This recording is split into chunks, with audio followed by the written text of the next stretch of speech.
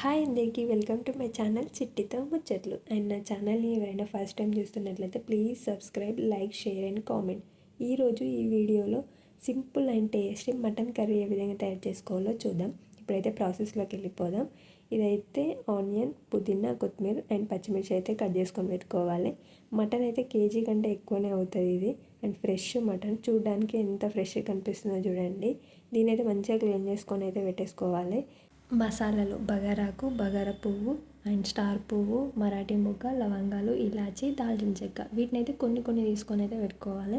ఇప్పుడైతే stove on చేసి stove పైన ఒక కడాయి పెట్టుకొని ఆయిల్ వేసుకొని ఆయిల్ హీట్ అయిన తర్వాత ఆనియన్ వేసుకోవాలి.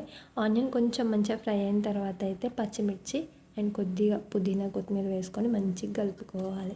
నెక్స్ట్ కొంచెం సాల్ట్ అండ్ ఒక 2 స్పూన్స్ అల్లం వెల్లుల్లి పేస్ట్, మసాలాలు వేసుకొని అయితే కలుపుకోవాలి. ఇప్పుడు ఆనియన్ అండ్ అల్లం పేస్ట్ గోల్డెన్ కలర్లో కొంచెం ఫ్రై అయిన తర్వాత మటన్ వేసుకోవాలి. మటన్ వేసుకొని మంచిగా కలుపుకొని దానిపైన మూత పెట్టుకొని ఒక 10-15 మినిట్స్ ఆయిల్లో అలా ఉడకనివ్వాలి. 10-15 మినిట్స్ ఉడికిన తర్వాత అయితే కొద్దిగా పసుపు వేసుకోవాలి. పసుపు వేసుకొని మంచిగా కలుపుకొని అండ్ నెక్స్ట్ స్పైసీకి తగ్గట్టుగా కారం అయితే వేసుకోవాలి. యాక్చువల్లీ నాన్ వెజ్లో స్పైసీ కారం ఎక్కువగా ఉంటేనే అది తిన్న ఫీలింగ్ వస్తుంది అని నా ఫీలింగ్. మీరేమంటారో కామెంట్ బాక్స్లో కామెంట్ చేయండి. అండ్ ఇప్పుడైతే స్పైసీకి తగ్గట్టు కారం వేసుకొని మంచిగా కలుపుకొని దానిపైన మూత పెట్టుకొని మూత పైన కొద్దిగా వాటర్ పోసుకొని అయితే పెట్టుకోవాలి.